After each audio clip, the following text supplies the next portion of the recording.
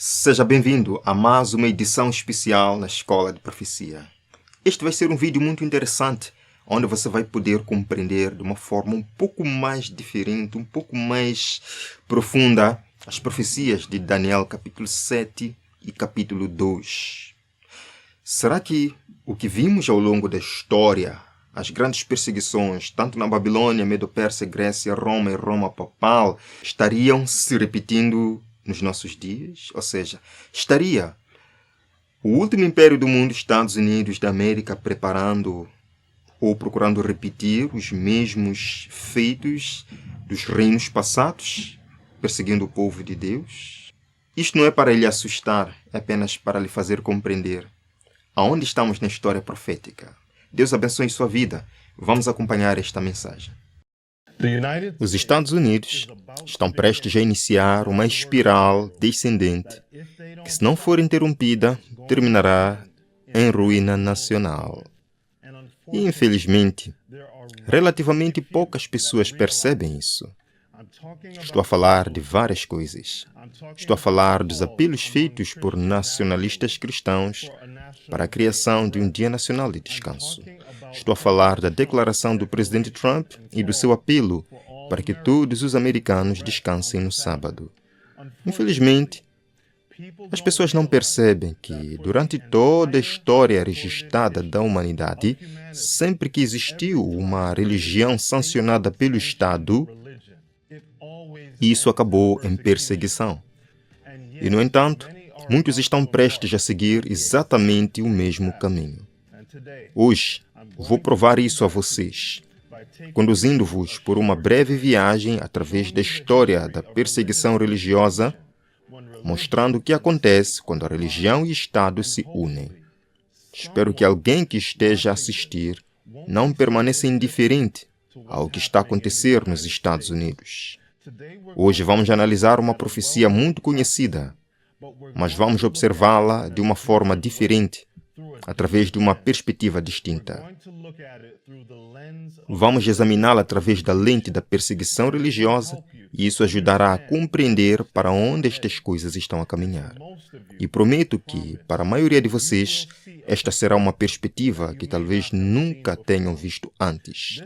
Esta profecia não apenas fala de 5 reinos, mas, por consequência, também cobre 5 períodos da história em que o povo de Deus foi perseguido por poderes religiosos e governamentais. Em Daniel capítulo 2, Nabucodonosor, rei da Babilônia, recebeu um sonho de uma estátua feita de metais, através da qual Deus lhe revelou toda a história da humanidade, desde os seus dias até o fim dos tempos. A imagem mostrada a ele era como uma parábola viva destinada a explicar a história mundial. A estátua era composta de ouro, prata, bronze, ferro e, por fim, ferro misturado com barro. Depois, uma grande pedra destrói a estátua, representando a segunda vinda de Cristo e o estabelecimento do reino eterno. Cada um destes 5 períodos ou reinos teve momentos de adoração forçada. E por adoração forçada, refiro-me ao fato de que cada reino exigia uma forma de culto que violava um dos 4 primeiros mandamentos, aqueles que tratam da adoração a Deus. E não percam este ponto, porque ele ajudará a compreender o que podemos esperar que aconteça nos Estados Unidos e depois em todo o mundo. Haverá adoração forçada relacionada com um dos 4 primeiros mandamentos de Deus. E verão isso dentro de instantes. Vamos voltar ao sonho. A interpretação do sonho foi dada a Nabucodonosor pelo profeta Daniel. Foi-lhe explicado que cada parte daquela estátua representava um reino ou um período da história humana. E, por favor, prestem muita atenção, porque esta profecia fornece a estrutura sobre a qual toda, e quero dizer toda, a profecia do tempo do fim está fundamentada.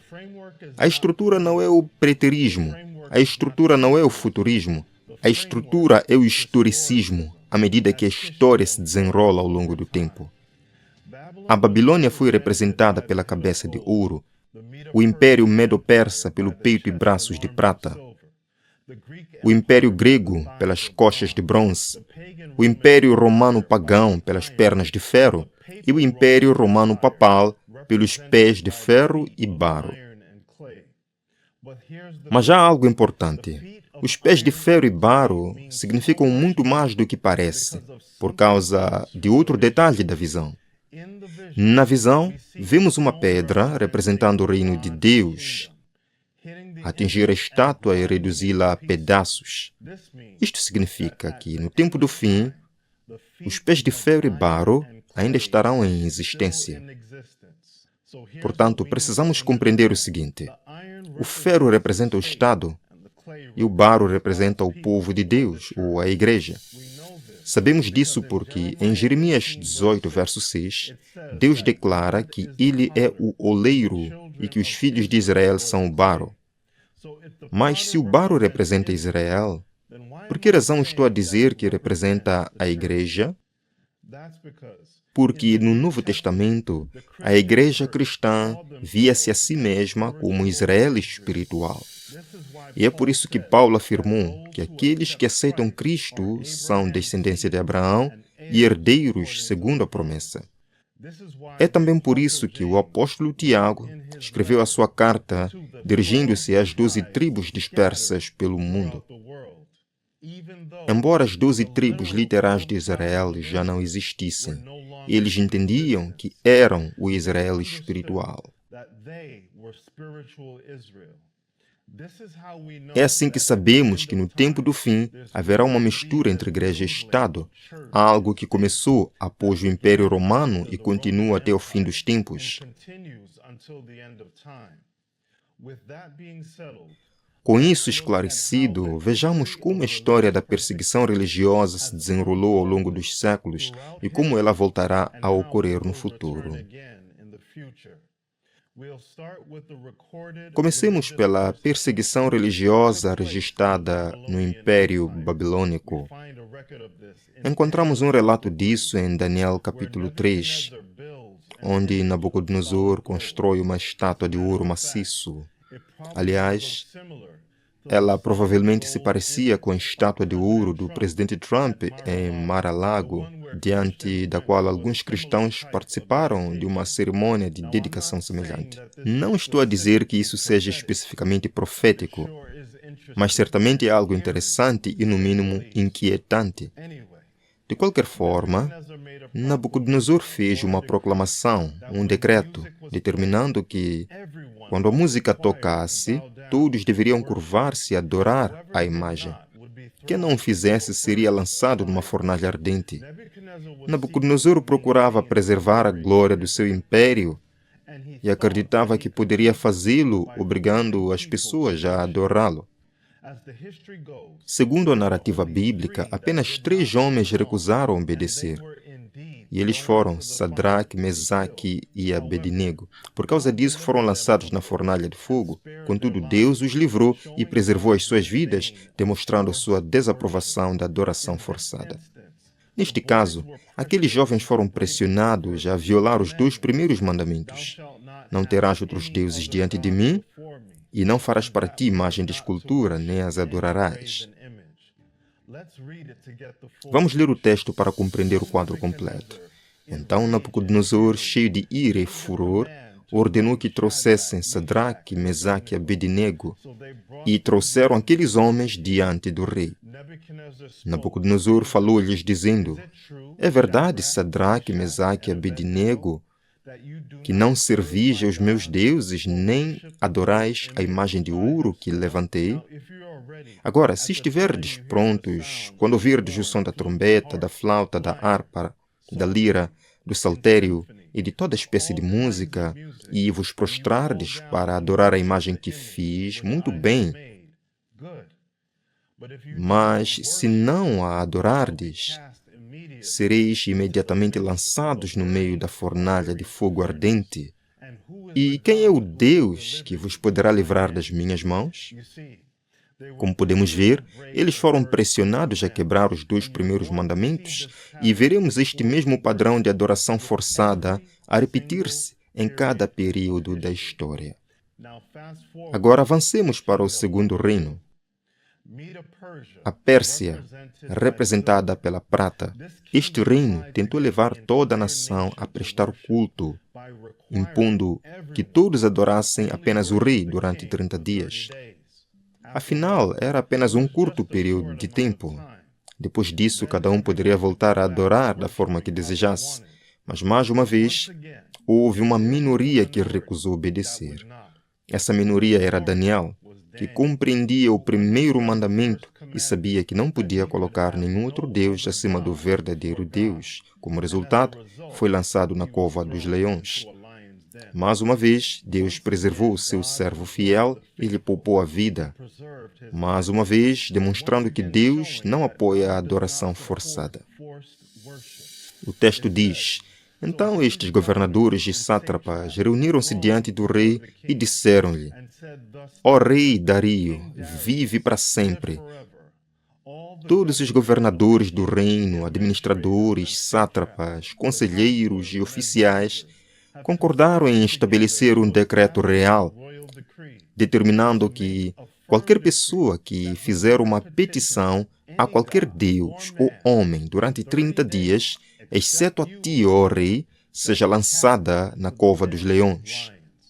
Agora, ó rei, confirma o decreto e assina o documento para que não possa ser alterado segundo a lei dos medos e dos persas, que não pode ser revogada. Por isso, o rei Dario passou e assinou o decreto. Mais uma vez, vemos a adoração forçada em conflito com um dos mandamentos de Deus. E esta história continuará a repetir-se. O próximo reino foi o Império Grego, iniciado por Alexandre o Grande. A perseguição ao povo de Deus não está registrada nas Escrituras. Contudo, a perseguição que ocorreu sob o imperador Antíoco Epifânio é relatada no livro histórico de Macabeus, que descreve exatamente o que aconteceu. E antes de ler esse relato, preciso dizer algo importante. Antíoco Epifânio não é o chifre pequeno de Daniel 7 ou Daniel 8. Em breve veremos quem esse poder realmente representa. A perseguição durante o Império Grego ocorreu da seguinte forma. Então o rei escreveu a todo o seu reino, ordenando que todos se tornassem um só povo e que cada um abandonasse os seus costumes. Todos os gentios aceitaram a ordem do rei. Muitos israelitas também adotaram alegremente a sua religião. Sacrificaram aos ídolos e profanaram o sábado.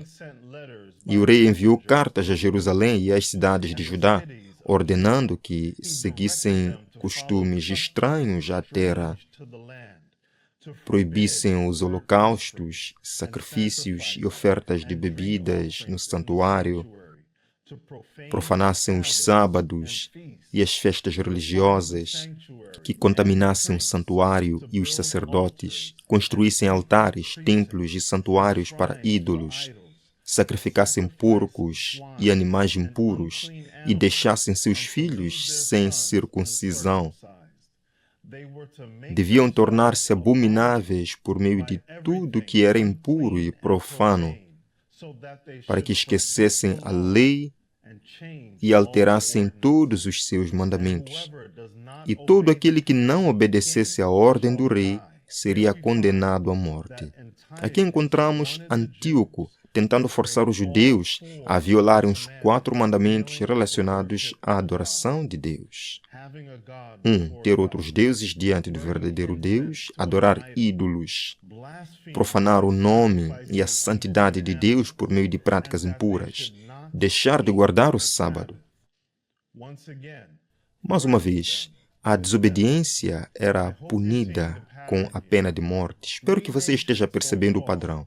Até agora vimos 3 impérios, todos presentes na visão inicial de Daniel, e cada um deles tentou levar o povo de Deus a violar um ou mais dos seus mandamentos. Em seguida surgiu o Império Romano, representado pelas pernas de ferro da estátua. Inicialmente, Roma permitia que as pessoas praticassem a religião de sua escolha. mantendo uma postura relativamente tolerante em relação às diversas crenças existentes. No entanto, quando chegamos ao século III da nossa era, algo dramático aconteceu. O Império Romano enfrentava fome, doenças e um processo de declínio. Os imperadores começaram a acreditar que a nação precisava voltar aos seus deuses para recuperar a prosperidade do império. Um dos principais governantes a adotar essa política foi o imperador Décio. Esse foi um momento decisivo na história porque foi a primeira vez que o imperador romano exigiu um ato religioso obrigatório em todo o império. Segundo registros históricos, como os de São Cipriano e do bispo Dionísio, além dos certificados preservados daqueles que obedeceram à ordem imperial, o Edito de Décio determinava o seguinte: todo habitante do império, homens, mulheres e crianças, era obrigado a realizar um ato religioso antes de um prazo determinado. Para ser considerado leal ao império, a pessoa precisava cumprir 3 requisitos. 1. Sacrificar, oferecer um animal ou uma oferta de cereais aos deuses romanos. 2. Libação, derramar uma oferta de bebida, geralmente vinho, em honra aos deuses. E número 3, participação, comer uma porção de carne sacrificada como prova de que participou do ritual.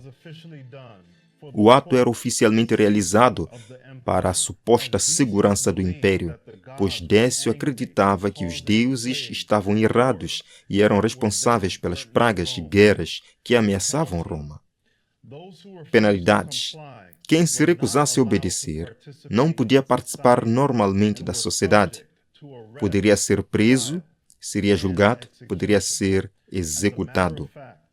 De fato, existe até hoje uma cópia do certificado oficial emitido para alguém que cumpriu essa exigência de adoração.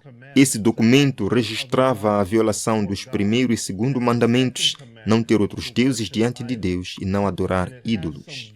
Além disso, continha informações muito específicas sobre a pessoa, local de residência, linha familiar, idade, marcas de identificação física.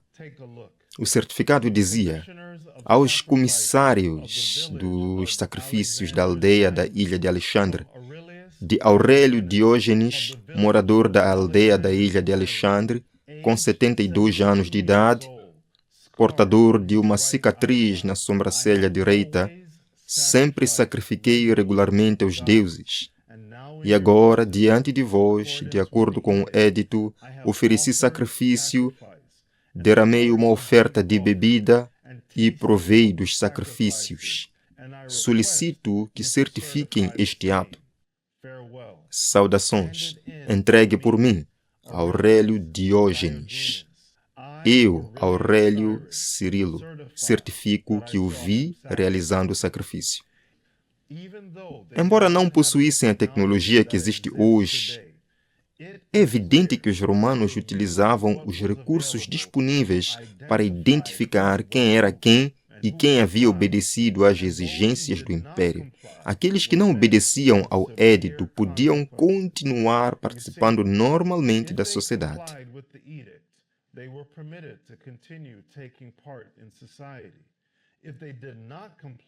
Porém, os que se recusavam a obedecer estavam sujeitos à prisão, julgamento e execução. E a propósito, para todos os preteristas que estejam assistindo, isso não constitui o cumprimento de Apocalipse 13. Apocalipse 13 descreve uma adoração forçada em escala mundial, envolvendo todo o planeta. Já a adoração forçada que acabamos de analisar ocorreu apenas dentro dos limites do Império Romano. Mais uma vez, a perseguição estava relacionada à violação de um dos 4 primeiros mandamentos, aqueles que tratam da adoração a Jeová. Novamente, havia ameaça de morte. Guarde isso em mente, por favor, porque se você é cristão, É aqui que as coisas começam a ficar mais próximas da nossa realidade. Agora chegamos ao quinto reino, que na verdade foi uma continuação do quarto reino, Roma pagã. Porém, algo novo surgiu. Algo novo surgiu. Em vez de Roma pagã, apareceu aquilo que ficou conhecido como Roma papal. Era o mesmo território e o mesmo governo, mas algo diferente aconteceu. Esse novo poder foi descrito em Daniel 7 como uma besta diferente de todos os reinos anteriores. Desta vez, foram os próprios cristãos que passaram a unir-se ao governo para impor suas doutrinas. O cristianismo foi declarado a religião oficial do império. Isso é exatamente o que estaria acontecendo hoje, especialmente neste momento em que os Estados Unidos estariam sendo rededicados a Deus. Embora eu seja cristão, não gosto da direção para a qual isso está caminhando. E você entenderá o motivo ao examinarmos essa antiga união entre Igreja e Estado ocorrida durante a Idade Média.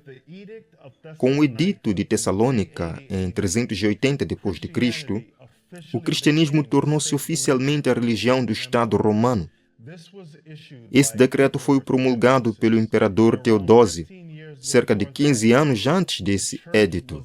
A Igreja já havia declarado que qualquer pessoa encontrada judaizando, ou seja, guardando o sábado, deveria ser excomungada. E essa excomunhão não era apenas uma política informal.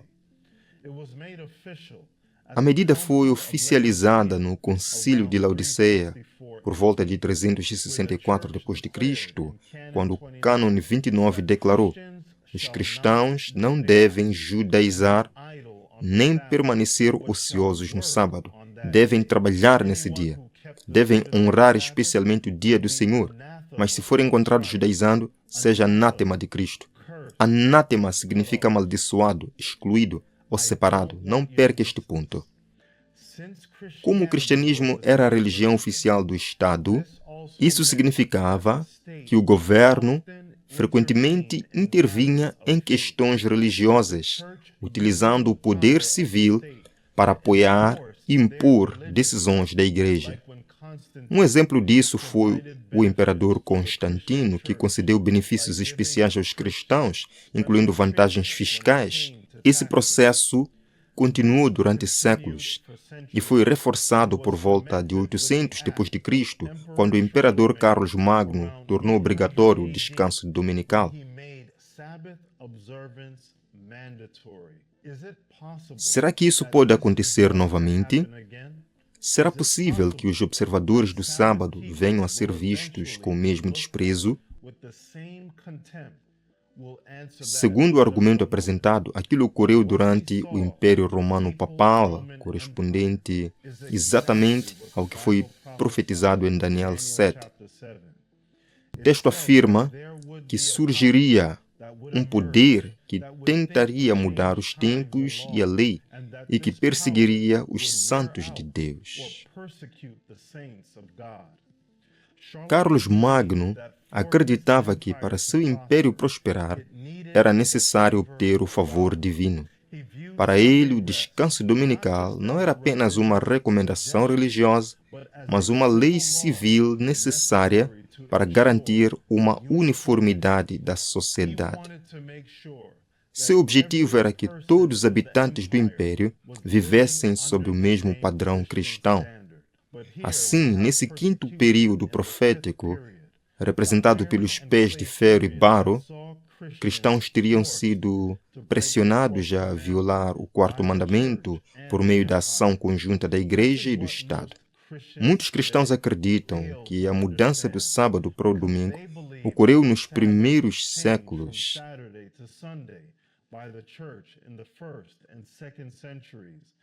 E foi imediatamente aceita por todos, mas a mudança do sábado para o domingo foi um processo gradual. Primeiro vieram as recomendações, depois as ameaças de expulsão da igreja, Finalmente, a união entre igreja e Estado passou a pressionar aqueles que não aceitavam a mudança. Esse é o período correspondente ao chamado Império Romano Papal. As profecias de Daniel 7, Daniel 11 e Apocalipse 13 são interpretadas por muitos historicistas como indicando que esse poder duraria 1260 anos. E foi isso que aconteceu, de 538 d.C. a 1798 d.C. Durante esse tempo, o bispo de Roma, o Papa, foi reconhecido como líder oficialmente apoiado pelo Estado romano e, posteriormente, pelo Sacro Império Romano. Esse período chegou ao fim em 1798. Naquele ano, o general francês Berthier, a serviço de Napoleão Bonaparte, tomou o Papa como prisioneiro. Esse acontecimento só foi possível por causa da Revolução Francesa, que introduziu um novo princípio político, a separação entre igreja e Estado, frequentemente associado ao secularismo político e ao ateísmo político. Como cristão, acredito neste princípio. Embora Deus e a religião sejam livres para serem aceitos pelos políticos e para que eles expressem sua fé, eles jamais deveriam tentar sugerir, por meio de decretos legislativos ou proclamações governamentais, que outras pessoas sejam obrigadas a viver essa fé. Isso vale tanto para a promoção de um sábado considerado verdadeiro, quanto de um sábado considerado falso, tanto para dedicar uma nação ao verdadeiro Deus, quanto a um Deus falso. Infelizmente, muitos cristãos estão tentando aplicar hoje exatamente a mesma estrutura que existiu durante o Império Romano Papal, especialmente no que diz respeito às motivações que vimos em Carlos Magno, o primeiro imperador do chamado Sacro Império Romano, coroado pelo Papa. Existem líderes cristãos que sentem a necessidade de rededicar a nação a Deus para corrigir os problemas morais que nos cercam. E é por isso que o que estamos vendo acontecer nos Estados Unidos, em relação à rededicação da América a Deus, é tão preocupante. A celebração dos 250 anos do país deveria ser uma celebração da liberdade, baseada na compreensão dos autores da Constituição sobre a necessidade de impedir a existência de uma religião nacional ou de um Deus nacional. Era exatamente isso que os pais fundadores tentavam evitar a todo custo, porque entendiam as consequências de uma nação que escolhe uma religião oficial de fato. E não estou colocando palavras na boca deles. James Madison, o homem que escreveu a primeira emenda da Constituição dos Estados Unidos, declarou: a religião de cada homem deve ser deixada à convicção e à consciência de cada homem. E é direito de cada homem exercê-la conforme essas lhe ditarem. Thomas Jefferson descreveu esse princípio como um muro de separação entre igreja e Estado. Esses homens não eram ateus nem agnósticos tentando expulsar Deus da esfera pública. Muitos deles eram cristãos que haviam estudado suficientemente a história para saber o que acontece quando o Estado começa a ditar a forma de adoração. Eles leram sobre Babilônia, leram sobre Medo-Pérsia, leram sobre Grécia, leram sobre Décio, leram sobre Carlos Magno e construíram uma Constituição especificamente para impedir que os Estados Unidos se tornassem o próximo capítulo da história da perseguição religiosa.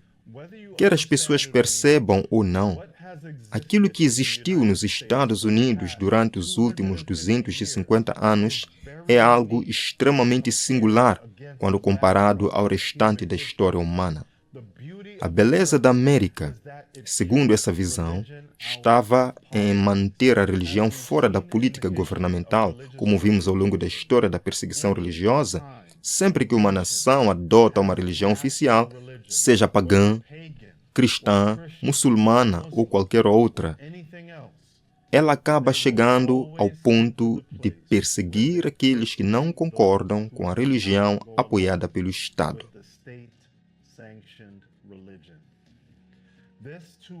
Esse período de 250 anos, sem uma religião oficialmente patrocinada pelo Estado, estaria desaparecendo diante dos nossos olhos. Milhões de americanos estariam celebrando esse aniversário nacional, ao mesmo tempo em que apoiam movimentos que buscam implementar uma religião sustentada pelo governo. Mesmo sendo uma religião na qual eu acredito, não apoio e jamais apoiarei esses movimentos, porque acredito saber aonde eles conduzem. O resultado será semelhante ao que aconteceu antes. Na Babilônia, Medo-Pérsia, Grécia, Roma pagã, Roma papal. Em todos esses casos, instituições religiosas e governamentais procuraram obrigar as pessoas a violar um dos mandamentos de Deus. Eu acredito que desta vez a questão girará em torno do sábado, o quarto mandamento. Não estou afirmando que isso esteja acontecendo neste exato momento, mas estou afirmando que existem cristãos que desejam obrigar as pessoas a adorar em um dia que, segundo essa interpretação, Deus não ordenou. E esses grupos estão adquirindo cada vez mais influência política. Dá para ver claramente que a América está voltando e está usando as pegadas dos reinos passados. E isto pode acontecer em bem pouco tempo. Nós não sabemos. Mas enquanto esse dia não chega, vamos nos preparando, vamos seguindo na fé e vamos mantendo o nosso olhar fixo em Jesus Cristo. Deus abençoe sua vida. Até o próximo encontro.